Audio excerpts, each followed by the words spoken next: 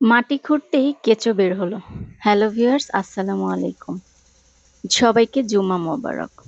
এই টবটাতে বলেছিলাম এর আগের ভিডিওতে যে যেকোনো বেগুন গাছ, টমেটো গাছ সব গাছ লাগানোর পরেই মরে যাচ্ছিল। একটা গাছও টিকছিল না। একটু বড় হয়ে দেন মরে যাচ্ছিল। তো আজকে আমরা সেই টবটার সব মাটি নামিয়ে দেখলাম যে এটার মধ্যে হিউজ পরিমাণে কেঁচো দিয়ে ভরে গেছে। যেই কারণে হচ্ছে গাছগুলো মরে যাচ্ছিল আর মাটিগুলো একটু অনেকটা ভেজা, ভেজা একটা স্যাঁতস্যাঁতে ভাব। হয়তোবা ব্যাকটেরিয়ারও প্রবলেম হয়েছিল। তো এত বেশি কেঁচো ছিল, মানে কেঁচো থাকারও একটা লিমিট থাকে মাটিতে, বাট লিমিট ক্রস করে কেঁচো আছে এই মাটিটাতে। আমি সব দেখালাম না। এবং প্রচুর পরিমাণে কেঁচোর ডিম মাটির মধ্যে, মানে একদম মনে হচ্ছে যেন এটা একটা ডিমের আস্তানা, কেঁচোর আস্তানা, সেটার মধ্যে থেকে ডিম বের করা হচ্ছে। এই হচ্ছে কেঁচোর ডিম। আমি এই ফার্স্ট টাইম কেঁচোর ডিম দেখেছি, এর আগে কখনো দেখিনি। আমি ভেবেছিলাম কেঁচো মনে হয় বাচ্চা দেয়, বাট এখন দেখতেছি কেঁচোর এরকম ডিম থাকে, সেই ডিম থেকেই হচ্ছে কেঁচো হয়। কারা কারা প্রথমবার কেঁচোর ডিম দেখলেন অবশ্যই কমেন্টে জানাবেন।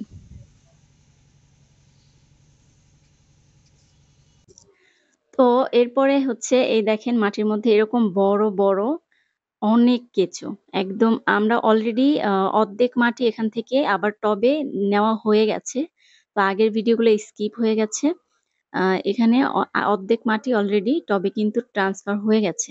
তো বাকি মাটি থেকে হচ্ছে আমি আপনাদেরকে দেখাচ্ছি। দেখেন কি পরিমাণে কেঁচো। ইনসিয়া কেঁচো দেখে বমি আসতেছে, এজন্য সে চলে যাচ্ছে। সে এখানে থাকবে না। এরপরে হচ্ছে এটা শেষ করে আমরা ড্রাগন গাছটাকে আজকে স্থানান্তর করব।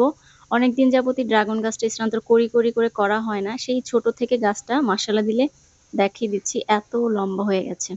এখন কনফিউজড যে এটা কিভাবে নিব। এজন্য লাঠি দিয়ে এটাকে একটা ব্যাকআপ দিয়েছি বেঁধে, যে এই লাঠিটা ধরে সুন্দর করে নিয়ে যাব। দেখেন সাকসেস হই কিনা, দেখাচ্ছি।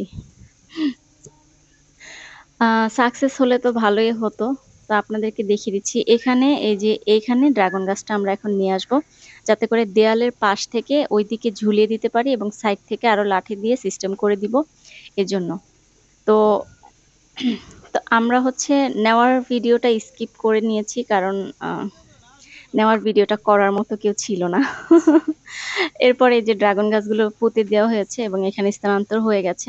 কিন্তু খুবই কষ্টের ব্যাপার হচ্ছে একদম বড় যে ড্রাগন গাছটা ছিল ওইটা কিন্তু ভেঙে গেছে।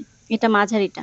আর একদম বড় ২ টা, এখানে যে ২ টা গাছ এই ২ টাই একদম ভেঙে গেছে। আমরা সাকসেসফুল হতে পারিনি। এই যে দেখেন। এটা কিন্তু একদম বড়টা। ধরাও যায় না। এত পরিমাণে কাঁটা বিঁধেছে হাতে যে কি বলবো। এগুলো আরো আগে স্থানান্তর করা উচিত ছিল, কিন্তু আমরা আলসেমি করে করি করে করা হয়নি। আর যার ফলাফল হচ্ছে এই। মানে এখন পস্তাতে হচ্ছে যে এত বড় গাছটা এভাবে ভেঙে গেছে। ২ টা গাছই কিন্তু ভেঙে গেছে। এটা আমরা টিকাতে পারলাম না। খুবই কষ্টের ব্যাপার। ভেঙে চুরচুর হয়ে গেছে।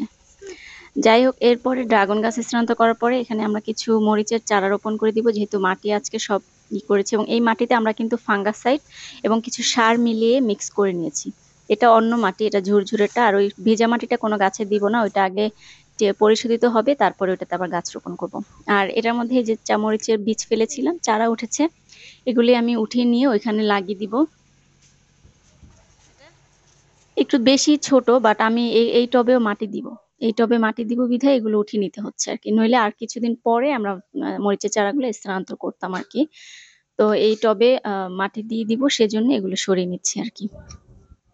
সবগুলো চারা সরিয়ে নিয়ে আমরা এটার মধ্যে লাগিয়ে দিচ্ছি। টোটাল ৬ টা চারা লাগিয়ে দিব। আর হচ্ছে এত ছোট চারা আবার নাও হতে পারে, মরেও যেতে পারে। সো রিস্ক না নিয়ে আ আমরা হচ্ছে আরেকটা কাজ করব। কি করব বলতে পারবেন? আমরা বেশ কিছু মরিচের বীজও এখানে দিয়ে দিব। যদি এই চারাগুলো হয়ে যায় তো ভালো। আর এই মরিচের নয়তো এই মরিচের বীজ থেকে চারা হয়ে যাবে। সবার ভিডিওটি কেমন লাগলো অবশ্যই জানাবেন। লাইক শেয়ার দিয়ে পাশে থাকবেন। ভালো থাকবেন সবাই। আর আমাদের আ ছাদ বাগানে আরো নতুন ভিডিও পেতে আমাদের পাশে থাকবেন। এরপরে এখানে সুন্দর করে সবগুলো গাছে আমরা মোটামুটি পানি দিয়ে দিব। ব্যাস। আজকের মতো কাজ এতটুকুই করব। ভালো থাকবেন সবাই। আল্লাহ হাফেজ।